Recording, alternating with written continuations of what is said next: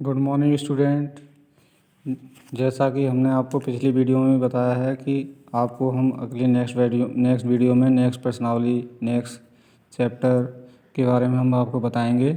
तो आज हम आपको बहुपद के बारे में पढ़ाना चाहते हैं। ठीक है, हमारा जो चैप्टर है वो बहुपद है, दूसरा चैप्टर है जिसमें बताएंगे बहुपद क्या होता है। तो बहुपद में यहाँ पर जो समीकरण होते हैं वो हमारे चर संख्याओं में होते हैं। ठीक है, चर मतलब जैसे एक्स के रूप में अगर कोई संख्या है तो वो चर कहलाती है। एक्स वाई जेड अल्फ़ाबेटिक कोई भी हों तो वो हमारे सब चर होते हैं।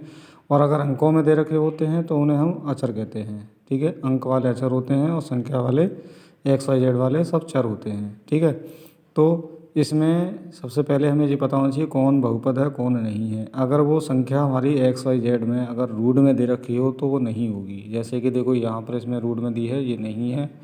और अगर बट्टे में भी दे रखी हो तो भी नहीं होगी। ठीक है, बट्टे वाली संख्या को भी हम नहीं कह सकते हैं अन्यथा। अब देखो ये है हमारा पहला, तो इसमें लिख दिया कि हाँ एक। अब इसने ये पूछा था कि बताइए कौन कौन से बहुपद हैं कौन कौन से नहीं, लेकिन एक चर वाले बहुपद हैं ये हमें बताना है। तो हम यहाँ पर लिख देंगे हाँ एक चर में बहुपद है। ठीक है, तो देखो सब में पूरे में एक एक्स ही दे रखा है, इसलिए कारण में पूछा था लिख दिया कि केवल एक्स एक चर है इसलिए है। इसमें भी लिख दिया हाँ एक चर में बहुपद है क्योंकि इसमें केवल भाई है।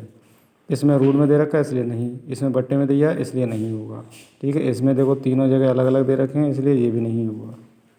ठीक है, अब इसने पूछा है कि बताइए कि इनके गुणांक क्या होंगे। तो हमें एक्स स्क्वायर का गुणांक बताएंगे। तो देखो एक्स स्क्वायर की संख्या गुणांक में कोई संख्या नहीं है इसलिए इसका एक गुणांक मान लिया जाएगा, तो इसका एक होगा।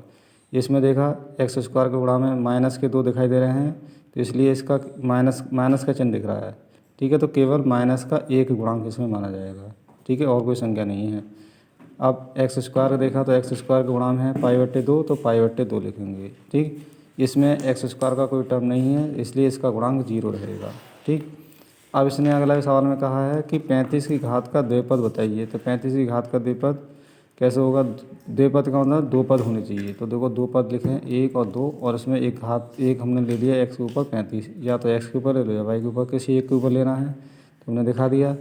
अब इसने कहा कि 100 घात का एक पद बताना है, तो एक पद वाला हमने जेड लेकर उस पर 100 घात लगा दी। ठीक है, इस तरीके से बताना है। इनमें घात पूछी गई थी तो सबसे बड़ी घात है इसकी 3, इसकी सबसे बड़ी घात 2 है, इसकी सबसे बड़ी घात टी पर 1 है तो इसलिए घात 1 होगी। इसमें एक्स वाई जेड कोई भी नहीं दे रखा इसलिए घात इसकी 0 होगी।